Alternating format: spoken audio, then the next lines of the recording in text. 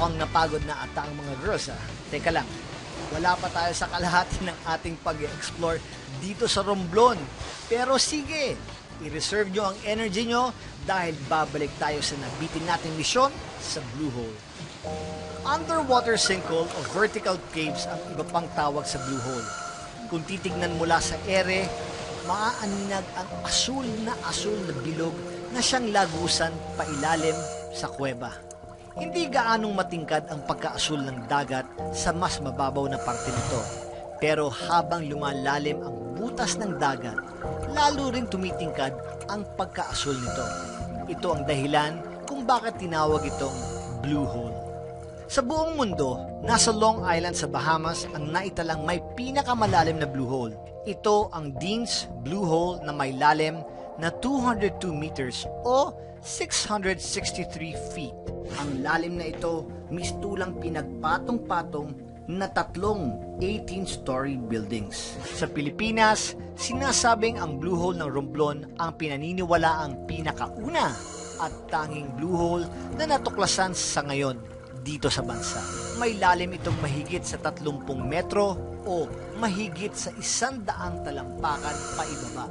Ang kuweba namang matatagpuan dito may lalim na mahigit 20 metro o mahigit sa 80 talampakan.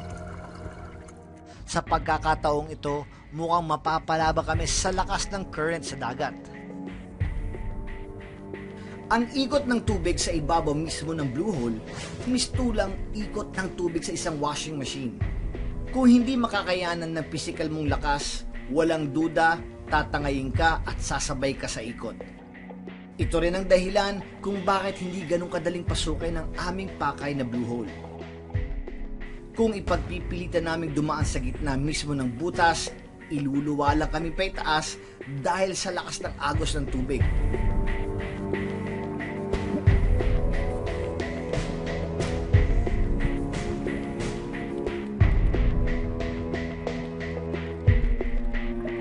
Para saan ba naman ang pag-e-explore kung hindi natin susubukan? Kayang-kaya natin yan. Pero girls, relax dahil alam kong hindi kayo certified divers at mukhang wild diving ang magaganap. Paano dito na lang kayo? Saan ka uwi? Sa Quezon City. Quezon City. Sa Alabang. Sige. So, Manong, ang sakay na to, Quezon City. Balikan mo kami Balikan kayo. Basta kung bala mag-enjoy kayo dyan, alam nyo na kung anong gagawin nyo dyan. Merong mangyayari dyan na hindi nyo alam. May ganun. Surprise. May ganun. May surprise ako para sa inyo dyan. So, good luck. And I'll see you guys later. Habang ako naman ay aking sisisirin ang dagat. Okay. Wow. Okay? Kita tayo. Okay, sige. Bye-bye. Bye. Bye, lolo kayo dyan. Labang kalawan. Aba! Alawas na kaagad! Yung mana ko. Alawas ka agad! Dito. Dito yung... Diyan. Yan, ingat kayo sa dulas, alam nyo naman. Ingat kayo, madulas kayo.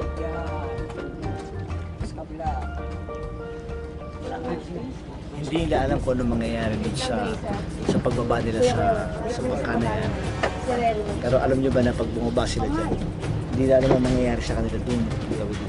At habang nagpapaka-busy ang volleyball at football player sa pag-survive sa isla, ako naman excited na rin malaman kung makakasurvive ba ako sa Blue Hole diving. Let's go! So lilipat kami ngayon sa dive boat. Tinatid lang namin yung dalawa, si Gretchen and si Natasha. Meron silang gagawin din dyan. Kami naman, lilipat kami doon sa bangka ngayon na sumakay kami rito. Kala namin, ito ang gagamitin papunta ron. Pala, may daan din sa ron. Ayan o. Kadugtong. Layo nga ng biyahe namin. Effort. Pasensya naman. Nasobrahan yata sa excitement. Meron naman palang hagdan. Nagbangka pa kami. Effort din pag may time.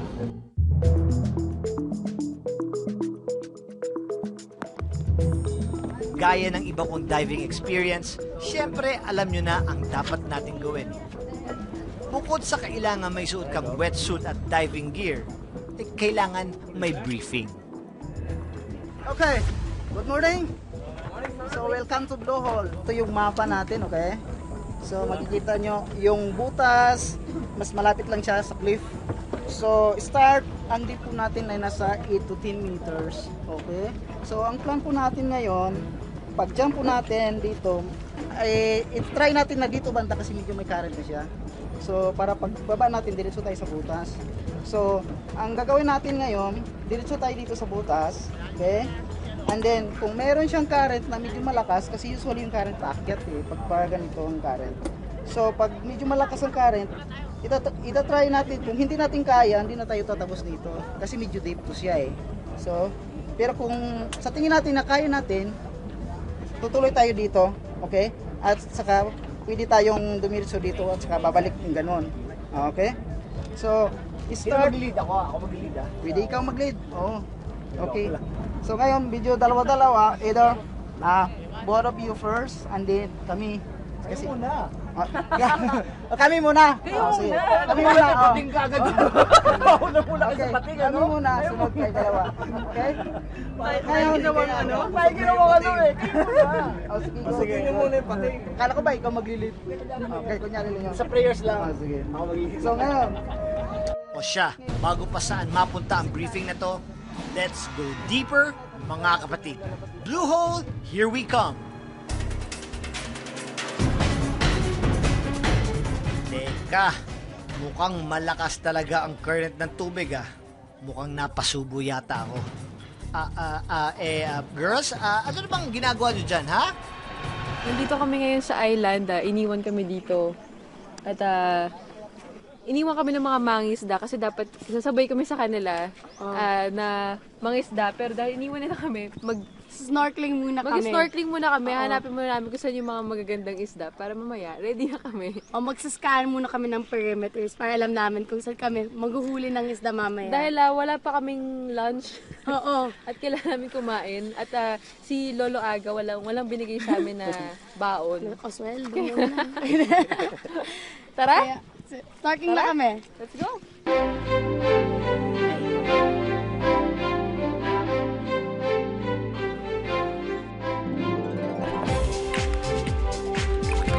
Ala, sige, walang titigil hanggat walang huling isda. At habang nag-i-enjoy kayo sa snorkeling activity nyo, ako naman mukhang kailangan mag-ipon ng lakas ng loob. nasa na hole. Wait. Teka. Mga kapatid, mukhang ginagapangan na ako ng kaba. Kakayanin ko kaya kasama ng Tablas Fun Divers na sumisid sa ganitong sitwasyon ng tubig? Aga, wala nang atrasan to. Okay, welcome to Blue Hole. This time, we'll go deeper. Game? Okay. Alright. Mga kapatid, Pinoy Explorer is back. Go! 1, 2, 3! Tata.